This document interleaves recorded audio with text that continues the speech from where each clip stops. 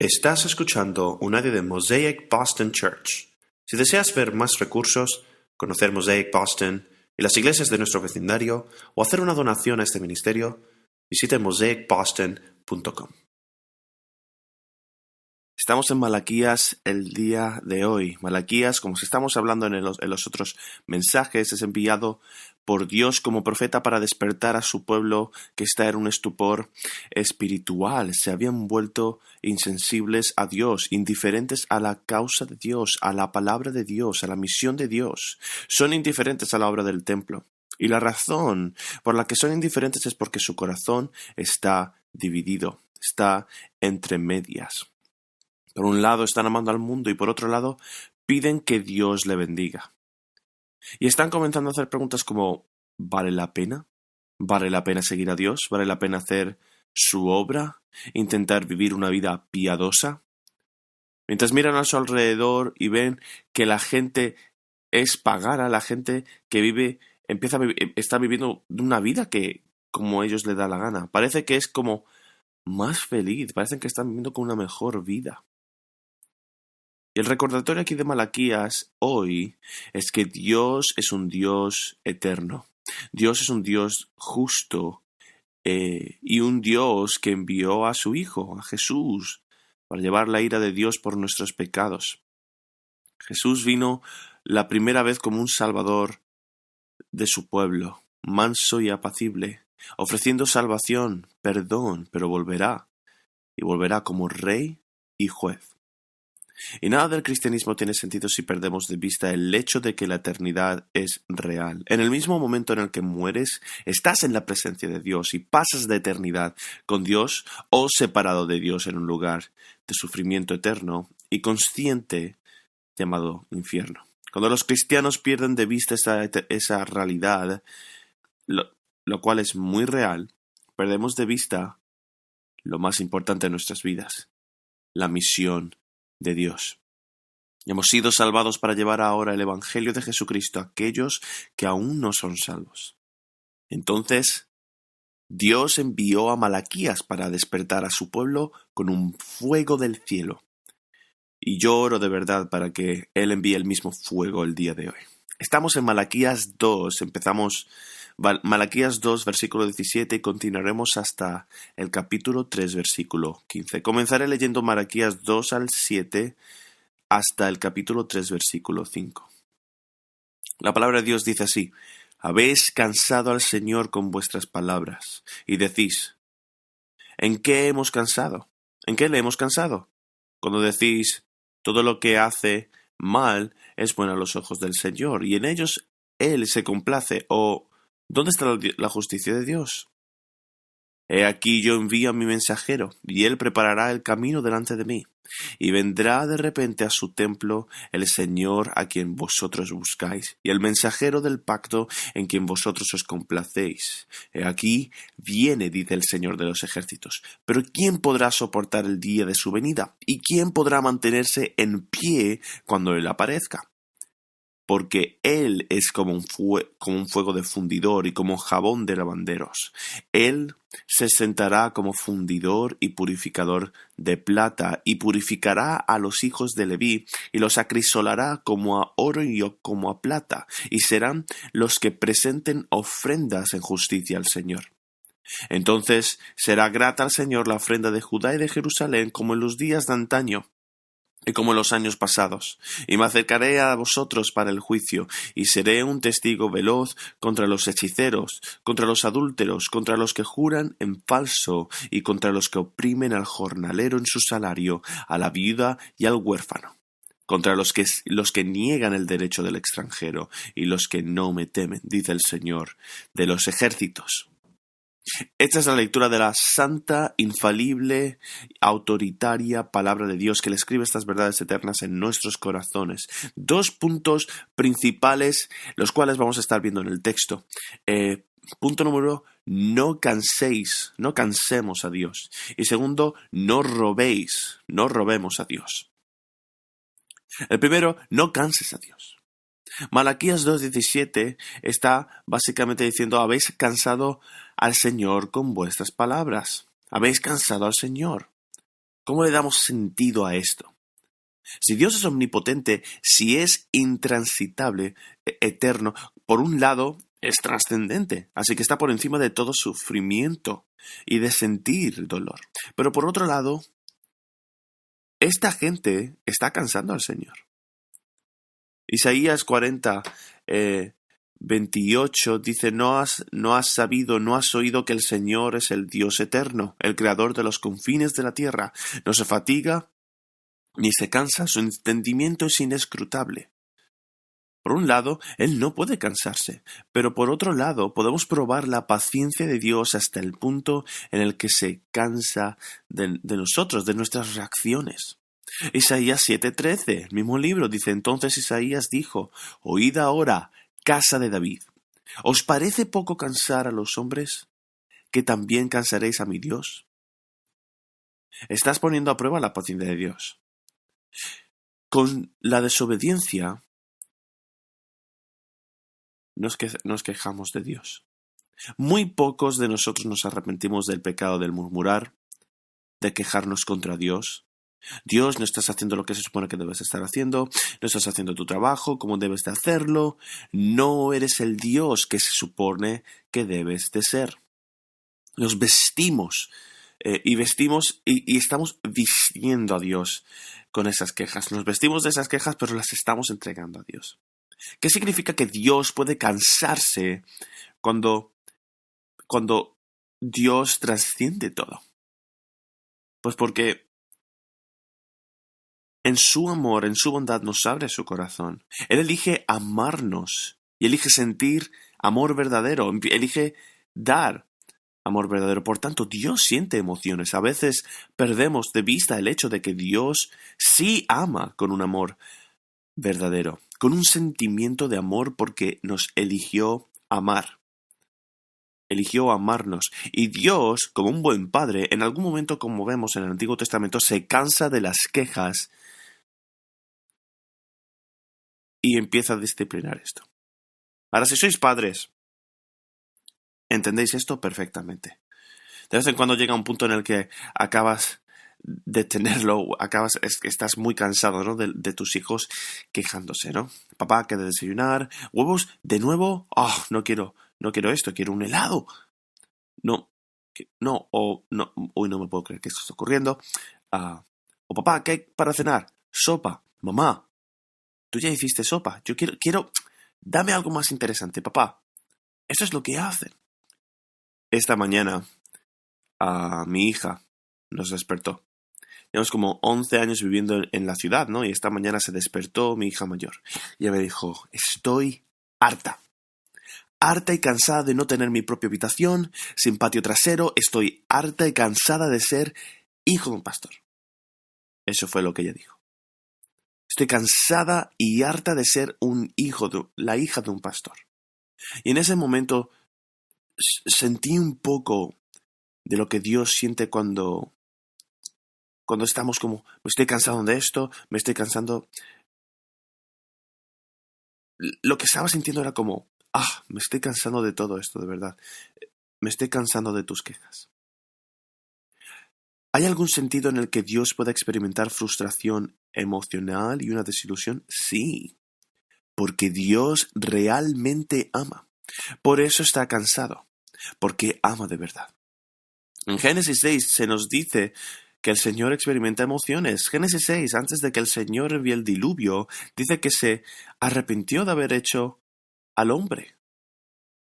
Llegó a un punto en el que estaba tan harto de la maldad de la humanidad que envió el diluvio. En Jueces 10, 16, se nos dice también que Dios no pudo soportar más la miseria de Israel.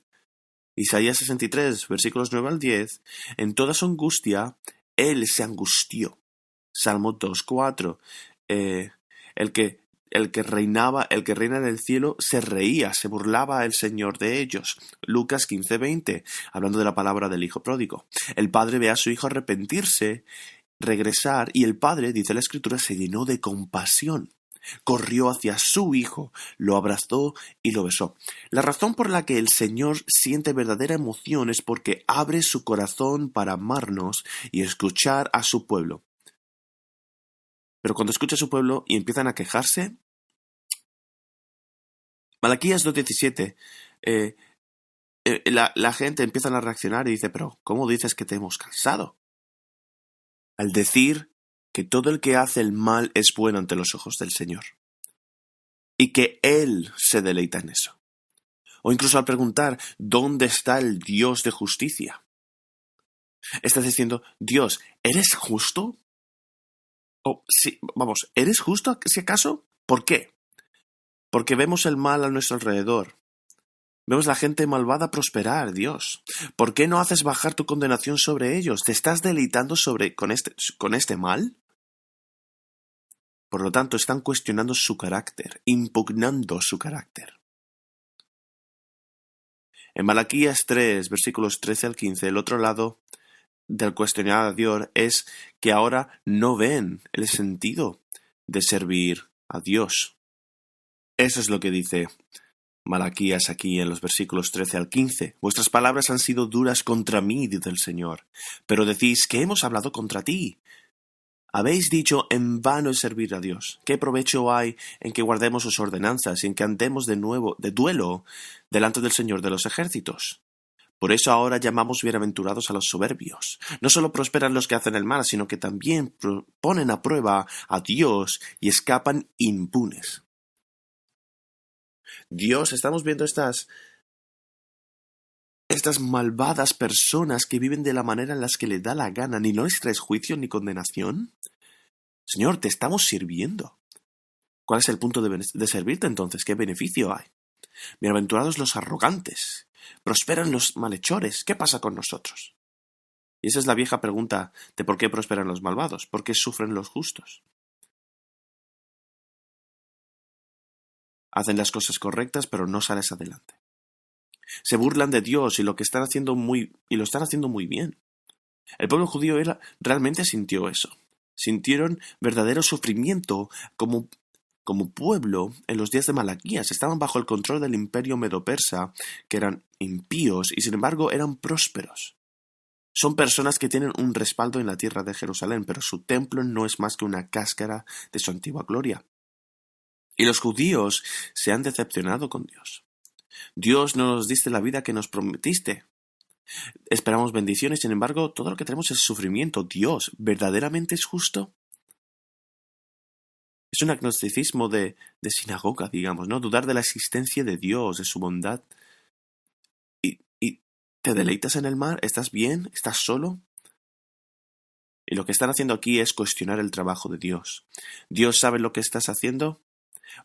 Podría hacer tu trabajo mucho mejor que tú. Es difícil para mí pensar en lo difícil que es ser Dios, ¿no? Cuando estás en esto, ¿no? Desde esa perspectiva. Entiendo un poco cómo Dios a veces se cansa de nosotros con nuestras quejas, con mis hijos. Tengo 4 hijos, 4 hijas. Y los niños se quejan, ¿no? Pero las niñas, las hijas normalmente suelen ser muy articuladas en cuanto se trata de quejarse. Pero simplemente son mejores en palabras. Saben, les gusta hablar rápido y salen con todo eso y son muy articuladas cuando eso ocurre. Y especialmente si tienes niños inteligentes, eso es aún más difícil, pero cuando más inteligentes sean los niños, más palabras usan. Y llega un punto en el que, wow, me siento frustrado. Hay una frustración ahí, pero simplemente por el hecho de que los amo, de que quiero lo mejor para ellos. Algo interesante. ¿Qué es algo interesante para ti? Es que quiero carbohidratos y azúcar, papá. Y tú dices, no quiero darte carbohidratos y azúcar para el desayuno porque no quiero que tengas diabetes cuando tengas 40 años. Ya me lo agradecerás más tarde, no te preocupes. Así que estoy en el punto en el que como, sí, vale, ya está. He sido pastor durante 11 años y sé cómo. Creo que este es el momento más difícil en la historia del mundo para ser pastor. Creo que todos los pastores probablemente sienten eso. Sea lo que sea que estés viviendo hoy, así que bueno, lo digo así, ¿no? Los pastores hoy somos muy accesibles, digamos, por correo electrónico, Facebook Messenger, IG Messenger, Twitter, por teléfono, saben dónde vives, ¿no? Y en Boston, Massachusetts, todos tienen una opinión. Todos tienen una opinión. Y por eso, y si vives aquí es por eso, porque eres muy obstinado y porque expresas tus opiniones, ¿no? Y en esta pandemia, este ha sido un momento muy difícil en la vida, en el ministerio para mí. Y recibo tus correos, tus mensajes de texto, tus llamadas telefónicas, recibo todo. Y escucho tu voz. Y realmente somos un mosaico. De donde sea cual sea tu opinión, cual sea tu asunto, hay 10 personas diametralmente opuestas a la opinión tuya. Y el pastor Shane, el pastor Andy, de alguna manera, de alguna manera necesitamos que todo esto siga funcionando, ¿no? Pero al mismo tiempo me duele ver el estado de la iglesia. Estoy en duelo. Por eso, porque amo a mi iglesia. Le he dado a la iglesia el 35% de mi vida. Veo que lo que el enemigo está haciendo a través de todo esto. Sí, mirad los estudios, las estadísticas, y miro las noticias incluso, pero por encima de todo eso hay una guerra demoníaca y veo que lo que el enemigo está haciendo en todo esto. O sea, pensad en esto. Toda la pandemia comenzó cuando queríamos empezar una serie de sermones llamada Estratagema, cómo discernir las estrategias del maligno. Y literalmente, a la mitad de esa serie, estamos como, ya estamos en pandemia. De repente ocurre. He estado discerniendo el trabajo del enemigo a través de esto. Veo cómo la iglesia se está debilitando a través de esto. Hay una indiferencia, una apatía en la iglesia. Hacia la iglesia. Hay una indiferencia por la reunión de creyentes. ¿Sabes lo que significa la palabra iglesia? Literalmente, eclesía, que es la palabra original, significa la congregación o la reunión de creyentes físicamente. Necesitamos eso, los humanos necesitamos una comunidad. Y más que nada, la iglesia de Jesucristo, la cual Él ama, el cuerpo de Cristo, que está físicamente unido. El Espíritu Santo vive con nosotros y se mueve cuando estamos juntos. Este es el testimonio, nuestro testimonio. Nuestra adoración es una guerra. Digo todo esto para decir, solo necesitamos amar a Dios, amar a Jesús. Y la misión es más importante que cualquier otra cosa. Cualquiera que sea tu preferencia, la misión es más importante. La gente literalmente muere y va al infierno cada segundo para pasar la eternidad apartada de Dios. Y todo lo que quiero decir es, cualquiera que sea tu prefacio, cualquiera que sea tu contexto, sea lo que sea, no hay nada más importante que esto. La gloria de Dios y la iglesia de Cristo. Y deja de decirle a Dios cómo hacer su trabajo. Ese es el punto del texto. Y cuando cuestionamos a Dios, cuando cansamos a Dios, ¿cuál es la respuesta? La respuesta es arrepentirse. Arrepentimiento. ¿Quién eres tú para cuestionar a Dios? Job sufre durante 38 capítulos en el libro de Job. Pierde a sus hijos, pierde sus riquezas, su salud. Lo pierde todo.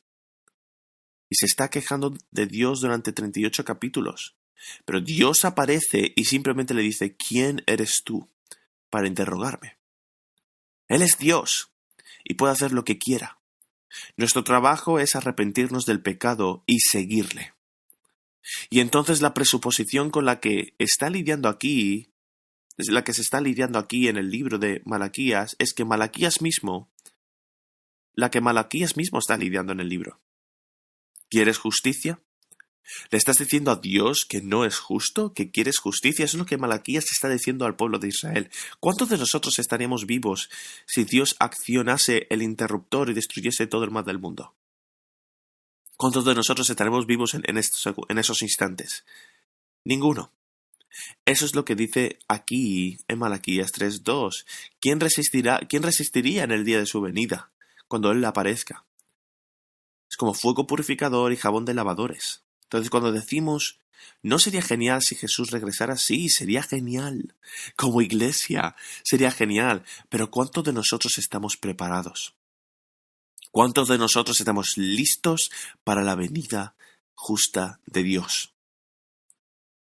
Malaquías 3:1 dice: He aquí, envía mi mensajero.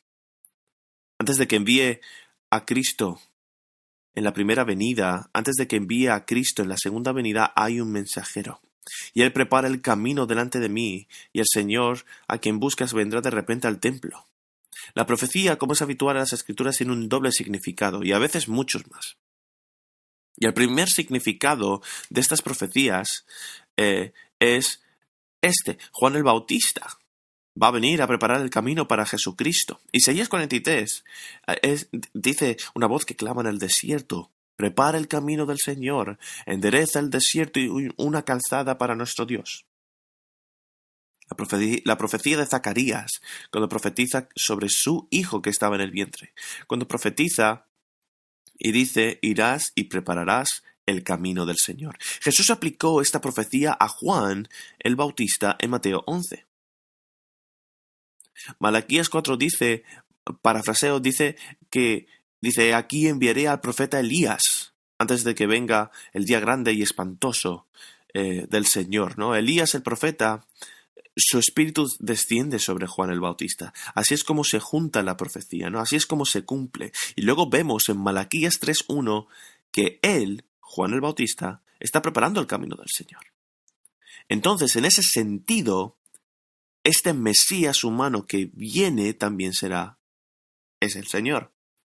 Y vemos que en Malaquías 3:1, he aquí, yo, Dios, envía mi mensajero. Juan el Bautista es el espíritu de Elías, ¿no? Y él prepara el camino delante de mí. Dios, yo, el Señor, que es Adonai en hebreo, a quien buscas, entrará de repente en el templo, y el mensajero del pacto en quien te deleitas, he aquí, dice el Señor de los señores. En hebreo, Yahweh. Hay dos señores.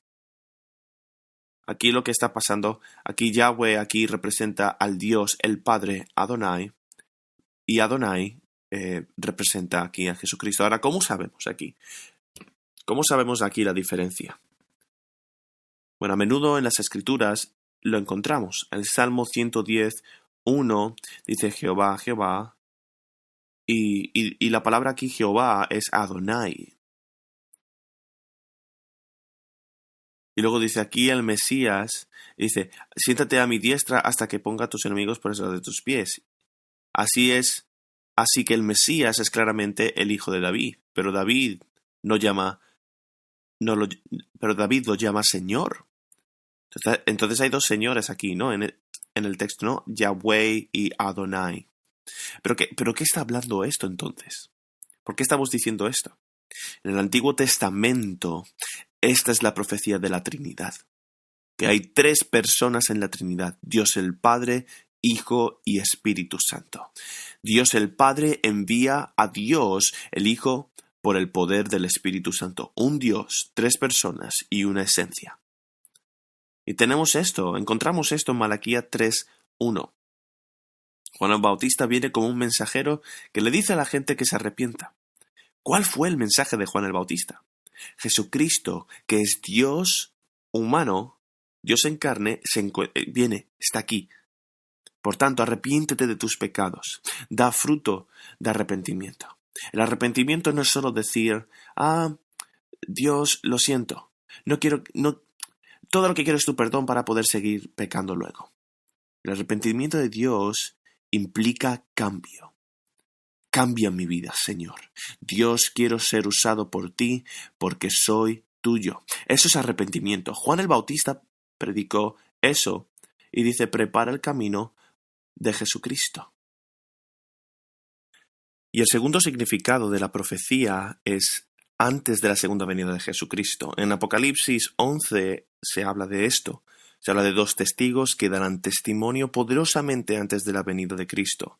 Y la segunda venida, uno de estos testigos sería Elías, la preparación del camino del Señor, esa imagen, el limpiar el camino y preparar los pueblos para la visita del gran rey.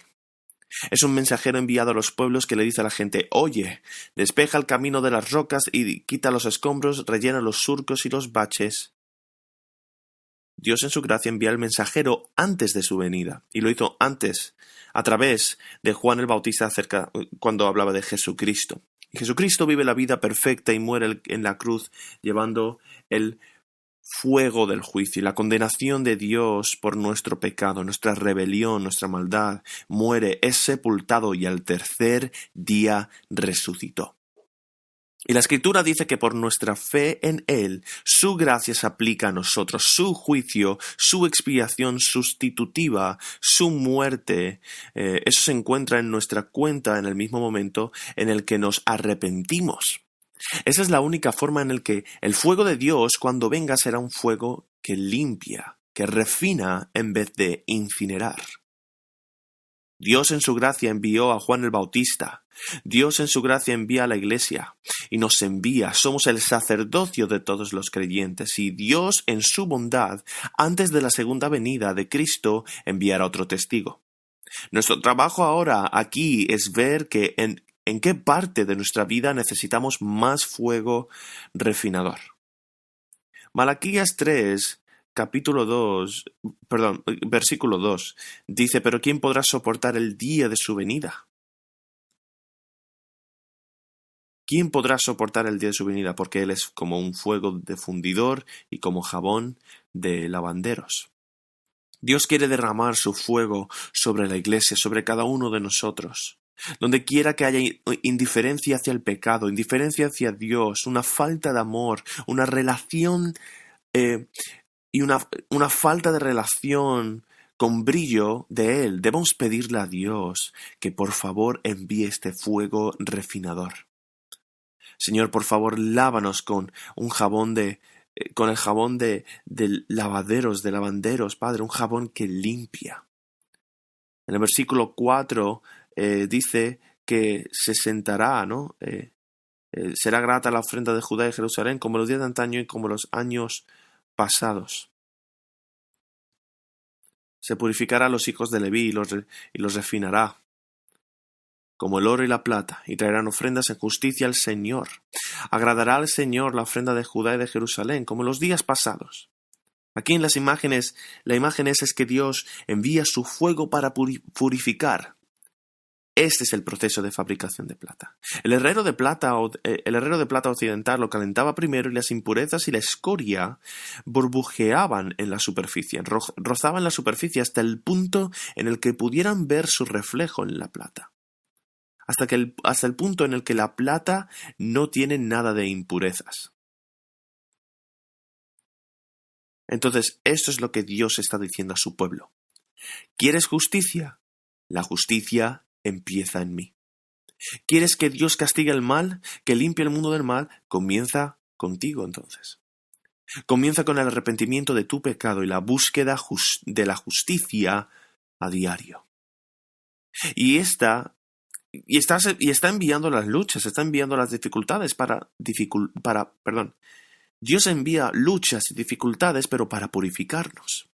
Dios a todo el que ama, purifica, ¿verdad? Es doloroso, pero no es tan doloroso como el juicio de la segunda venida. En la segunda venida, lo encontramos en el versículo 2, ¿no? Habla de la venida del Señor.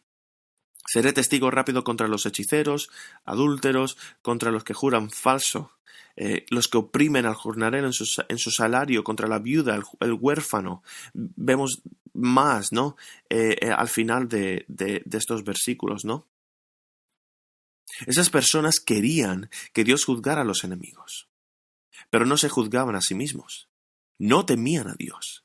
Dios dice que el primer juicio debe entrar en tu propia vida, despertando la limpieza del pecado. Este es el proceso de santificación y así es como nos preparamos para la segunda venida. Dios traerá juicio. Él traerá a todas esas personas un testimonio rápido contra ellos, hablando del juicio final. Los hechiceros aquí, cualquiera que practicase el ocultismo, adúlteros, cualquiera que sea sexualmente infiel, en particular en sus votos matrimoniales. aquellos que jurasen en falso, aquellos que doblegan la verdad. Esto es un perjurio bajo juramento en la corte o en cualquier otra cosa. Aquellos que oprimen al asalariado, al que es deshonesto en sus negocios financieros. Entonces, ¿cuál es la diferencia entre estos dos fuegos? Un fuego refina, un fuego que purifica, pero el otro fuego es de juicio, es un fuego que incinera. ¿Cuál es la diferencia? La diferencia aquí es el amor del pacto en Jesucristo. ¿Has aceptado el sacrificio de Jesucristo en su nombre? ¿Te has arrepentido de tu pecado? ¿Te has vuelto a Jesucristo? ¿Has confiado en su muerte en la cruz cuando el fuego de la ira de Dios descendió sobre él? ¿Y confiaste en que ese Jesús, muriendo en la cruz, murió por tus pecados? ¿Puedes ver la santidad de Dios, lo santo que es Dios y lo pecadores que somos nosotros? ¿Cuán amoroso es Dios y cuán justo es Dios y cuán necesitamos de su gracia? ¿Ves eso? Esa es tu única esperanza. No hay nada más importante que eso. No hay nada. No hay absolutamente nada más esencial que confiar en Jesucristo, arrepentirse de su pecado y seguirle. No hay nada más esencial que eso, nada más esencial que adorar al Dios del universo. Y luego la tentación es cuando vemos el mal que nos rodea. Cuanto más creces en santidad, más caminas con el Señor, más te rompe el corazón que hay pecado en tu propia vida y que simplemente hay maldad e injusticia a nuestro alrededor. Y cuanto más impía es una ciudad, más pagana es la ciudad y más te aflige y más te fatiga. Es agotador espiritualmente. Existe la tentación de odiar a la persona malvada. Y aquí, mientras oramos por la justicia, que venga Dios, oremos por tu segunda venida. Dios, ve con fuego rápido del cielo, por favor. Nunca perdemos de vista el hecho de que hay personas con almas eternas. Y si Jesucristo regresa ahora mismo, pasarán a la eternidad en el infierno. Así que, mientras oras y oramos por justicia, debemos cuidar con un corazón compasivo a aquellos que aún no conocen al Señor. Debemos desarrollar compasión por los incrédulos. En 2 de Pedro 3, versículos del 8 al 13, encontramos lo siguiente. Mas, oh amados, no ignoréis esto, que para con el Señor un día es como 1000 años y 1000 años como un día.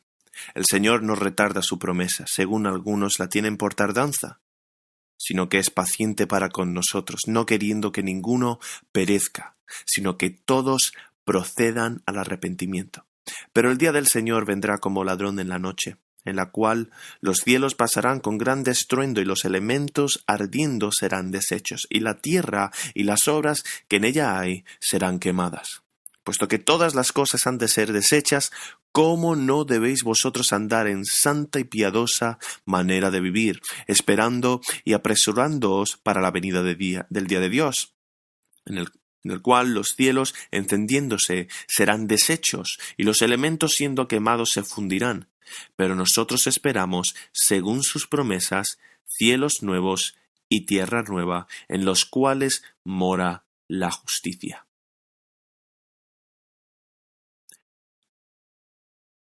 No fatigues a Dios.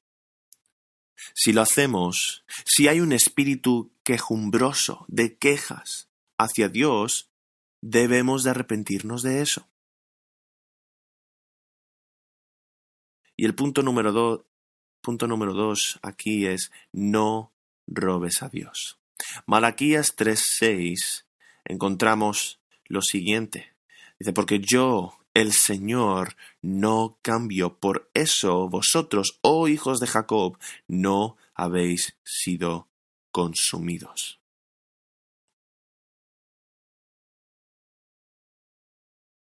Está preparando esto. Esto es lo que se está preparando. Está a punto de decirle que me estás robando. Aquí esto es lo que está haciendo Dios. Pero por otro lado, dijo, mi fuego de juicio no ha caído sobre ti todavía porque he elegido derramar mi amor sobre ti. Yo no cambio. Dios es el único que puede decir, yo soy lo que soy. Él es el único que puede decir eso. Todos y cada uno de nosotros tenemos que decir, todavía no soy la persona que se supone que debo de ser, porque estoy creciendo en la gracia del Señor. Dios es el único que puede decir esto, soy el que soy. Impresionante. A.W. Pink, a un autor, dice que no puede cambiar para mejor porque ya es perfecto. Y siendo perfecto, no puede cambiar para peor, hablando de Dios, ¿no? Y Dios le está diciendo a Israel, mira, debería haberte destruido hace mucho tiempo, pero todavía no lo he hecho. Y la razón es por esto, hizo un pacto contigo. Dios elige amar, y Dios es un Dios que cumple con su palabra. Y cuando Dios dice, te amo, te ama hasta el mismo final. No te va a dejar ir. Y estoy configurando todo esto para decir que estas personas que se han quejado a Dios, lo siguiente, Dios, ¿cuál es el punto de servirte cuando no estamos siendo bendecidos? Estamos orando mucho a ti, pero no nos estás dando lo que queremos. ¿Qué es lo que hace Dios? Dios aquí realmente dice, no estás haciendo todo lo que deberías estar haciendo. Malaquías 3, 7 al 8, continuando, ¿no? Encontramos esto. Desde los días de vuestros padres os habéis apartado de mis estatutos y no los habéis guardado. Volved a mí, y yo volveré a vosotros, dice el Señor de los ejércitos. Pero vosotros decís, ¿cómo hemos de volver? ¿Robará el hombre a Dios? Pues vosotros me estáis robando. Pero vosotros decís, ¿en qué te hemos robado? En los diezmos y en las ofrendas. Aquí ellos están diciendo, Dios, estamos haciendo mucho. Y Dios está diciendo aquí, no. No estás haciendo lo que yo te he llamado a hacer. Estás comparando tu obediencia con las de los paganos. No estás comparando tu obediencia con la ley de Dios. Y realmente aquí el problema principal es que están en este terreno medio indiferente del cristianismo miserable, lamentable y desganado. Es un cristianismo tibio. Y en Apocalipsis Dios dice, porque no eres ni frío ni caliente, sino que estás tibio, yo te vomitaré de mi boca. Es como el café, solo se permiten dos tipos de café, o el café frío o el café caliente. Así es. Pero el café tibio es asqueroso, ¿no? O sea, no quieres beber eso, es tibio, o sea, no quieres beberte eso. Y esta es la idea de aquí, de Dios.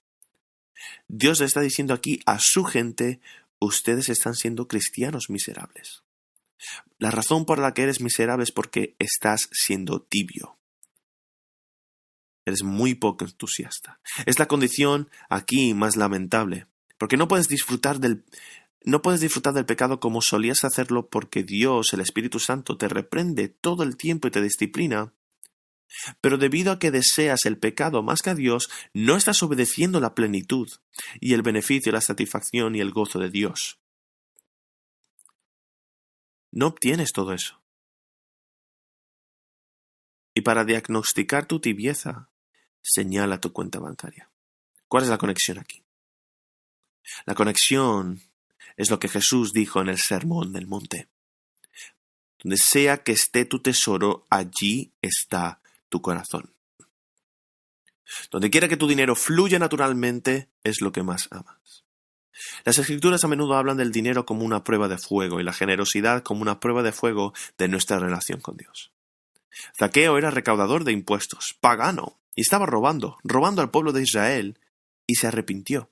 Y Jesús dice esto en Lucas 19, versículos 8 al 9. Zaqueo se puso en pie y dijo al Señor, «He aquí, Señor, la mitad de mis bienes doy a los pobres. Y si he defraudado a alguien en algo, yo se lo devuelvo, pero cuadruplicado, como 4 veces más». Y Jesús le dijo, «Oh, he llegado la salvación a esta casa, ya que también él es ahora un hijo de Abraham». No está diciendo que es salvo porque da, pero está diciendo porque él es salvo, él ahora da. Tiene esta generosidad que es natural. Porque ama a Dios, las cosas de Dios, quiere ser generoso con las causas de Dios. Y esto contrasta fuertemente con el trágico contador, la trágica historia del joven rico que se acerca a Jesús y se arrodilla y dice: ¿qué debo de hacer para heredar la vida eterna? Y Jesús dice: tú conoces los mandamientos. El joven rico le dijo: yo los cumplí todos. Y Jesús le dice: te falta una cosa. Jesús lo miró con amor y le dijo: una cosa te falta, vende todo lo que tienes y dalo a los pobres, y tendrás tesoro en el cielo, y así entonces ven y sígueme. Entonces el joven rico, desanimado por el dicho, se fue triste, porque tenía muchas posesiones. Y nuevamente, esto no quiere decir que si vendes todo lo que tienes obtendrás salvación. Pero Jesús está diciendo: ¿qué es lo que más amas? ¿Cómo se hereda la vida? ¿Cómo heredas la vida a sí mismo? ¿Amas a Dios más que a nada? ¿Te arrepientes de tu pecado y amas a Dios así más que nada? Una vez más, y Jesús vio en esta persona que había un ídolo en el camino. Y ese ídolo era el dinero. Este tipo adoraba el dinero. Lucas 16, versículos 10 al 11, y el que es fiel en poco también es fiel en mucho. Pero el que es deshonesto en muy poco también va a ser deshonesto en mucho. Entonces, si has sido fiel en las riquezas injustas, ¿quién te va a confiar con las verdaderas riquezas? La riqueza injusta, esto es el dinero, y la verdadera riqueza aquí es la mayordomía de las almas de las personas. Dios dice que no hay nada más importante que cuidar el alma de las personas. Y si hemos sido infieles en las finanzas, Dios no nos confiará una responsabilidad mayor, que es la de cuidar de almas. Entonces aquí la pregunta es: ¿eres codicioso o generoso? Tenemos que comprobar, examinar nuestros corazones y ver cuánta codicia se ha apoderado de nosotros. ¿Tenemos integridad cuando se trata de dinero? ¿O prioridades y nuestras prioridades o motivos para ganar, gastar, ahorrar, invertir, dar, están en consonancia con la palabra de Dios? ¿Cuánto damos? ¿Cuánto debemos de dar? Esta es una pregunta importante. En el Antiguo Testamento, el número diezmo, el 10%, aparece a menudo. Y Abraham una vez le dio a Melquisedec el 10% del botín de una batalla, ¿no? Jacob promete darle el diezmo a Dios. Y la ley de Moisés, sin embargo, prescribe varios diezmos. Y si los combina todos juntos, probablemente sea más entre el 20, el 25%. Algunos dicen que un tercio. En Israel el diezmo funciona más como un impuesto involuntario. Sí, ¿no? Y aquí en Malaquías 3:10 dice que traigamos el diezmo íntegro al alfolí. El 10%, el diezmo, es un lugar para comenzar, digamos. Pero la idea es que debemos de dar proporcionalmente a Dios de lo que nos ha dado. Entonces, para algunos de nosotros el 10% es un lugar para dar. Para algunos de nosotros es un sacrificio. Entonces, en el Nuevo Testamento, en Primera de Corintios, habla de dar con gozo y no alegremente, o sea, con gozo, con sacrificio, alegremente y no con obligación. ¿A quién? A Dios. Y lo que es importante en Malaquías 3, 9 al 10, es que Dios dice lo siguiente. Dice en el versículo 10, traed todo el diezmo al alfolí y todo eso, ¿no? Pero Dios dice: da a mi casa. Dice: con maldición estáis malditos porque vosotros, la nación entera, me estáis robando. Wow. Lleva el diezmo al alfolí para que haya alimento en mi casa y ponedme ahora a prueba en esto, dice el Señor de los ejércitos. Si no, os abriré las ventanas del cielo y derramaré para vosotros bendición que sobreabunde. Bendición que sobreabunde. Reprendiré al devorador, dice así el Señor, ¿no? Reprenderé al devorador para que no os destruya los frutos del suelo, ni vuestra vid en el campo será estéril, dice el Señor de los ejércitos, y todas las naciones os llamarán bienaventurados. porque seréis una tierra de delicias, dice el Señor de los ejércitos. Entonces estás robando a Dios al no dar a su casa. Estás reteniendo diezmos y ofrendas, por lo tanto estás descuidando el ministerio en el templo. Entonces el templo ya no existe. Ahora ya no tenemos el templo, tenemos la iglesia. Y la iglesia es el cuerpo de creyentes. Entonces dieron para que la obra del ministerio continuara en el templo. Hoy, a día de hoy, damos a la iglesia. ¿Por qué? Porque Cristo amó a la iglesia, se entregó a sí mismo por ella. Él, aun siendo rico, se entregó por la iglesia para que nosotros pudiéramos ser ricos en Él. Jesús dijo, edificaré a la iglesia. Y realmente el problema es que damos las cosas que Dios ama. ¿Dios necesita nuestro dinero? No. Dios nos manda a dar porque necesitamos dar y tenemos que sacrificar. Es más bendecido dar que recibir. Y Dios quiere que demos a la obra de la iglesia porque la iglesia es el vehículo a través del cual se muestra la gloria de Dios y se proclama el Evangelio en el mundo. Entonces, realmente se trata de dar las cosas que Dios ama, las cosas que Dios prioriza, las cosas que le importan a Dios, que es la obra del Evangelio y la salvación de las almas. Y aquí Dios dice, ponme a prueba. Esto es fascinante. Ponme a prueba. Al principio me está diciendo, estás poniendo a prueba mi paciencia. Y ahora aquí dice, pruébame. ¿La diferencia? Allí lo probarán por su algunos lo probarán aquí algunos por su desobediencia, dice aquí. Aquí dice, pruébame con tu obediencia. Aquí están probando su paciencia. Por un lado están probando la paciencia de Dios, pero aquí en el otro prueban de mis promesas. Prueben de mis promesas. Mira si no abras las ventanas del cielo. Malaquías 3:10. Mira si no abro las ventanas del cielo y derramo para ti bendición hasta que no haya más necesidad.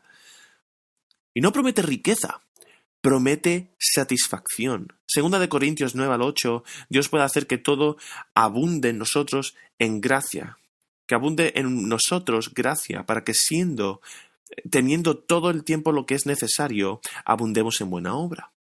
Ahora bien, esto es arriesgado. Con las finanzas esto es arriesgado. La razón por la que es arriesgado aquí y la razón por la que dice que la prueba es la obediencia es lo primero, la bendición viene después. Obediencia primero, bendición después. Él dice primero das y ves si no te bendigo. A veces queremos algo como Dios, bendíceme. Y si me bendices hasta cierto punto, entonces te voy a dar. Es arriesgado, es fe. Pero Él dice, pruébame, hagamos un trato. Eso es lo que está diciendo. Y descubrí que esto es cierto en mi propia vida. Descubrí que cuando los cristianos hacen esto, realmente existe este patrón que Dios bendice la fidelidad. El texto comenzó con el pueblo de Dios cuestionando a Dios, y luego aquí dice, me estás robando. Pero en medio de esto regresa a mí. Y realmente este es el tema principal, el meollo del asunto es el corazón. Malaquías 3:7 habla de esto, ¿no? Vuélvete a mí y yo volveré a ti, dice el Señor de los ejércitos. Y luego ellos están como, ¿pero cómo vamos a volver a ti? Todo comienza con el corazón. Todo comienza cuando nos damos cuenta de lo bueno y misericordioso que es Dios, que aunque estamos preocupados en nuestros pecados, aunque le desafiamos, nos rebelamos contra Él, nos preocupamos por Él, y luego lo despreciamos, y luego dices, ¿cómo te hemos despreciado? Siendo indiferente a Él. La indiferencia es la peor manera del odio, la peor forma del odio. Y Jesucristo viene y muere por nosotros, pecadores, malvados. Muere por nosotros en la cruz. Y el Dios del universo llevando la ira de Dios, eso es lo que hace. Dios vino para salvarnos de la ira y la condenación de Dios. El que no conoció pecado se hizo pecado para que nosotros fuésemos hechos justicia de Dios.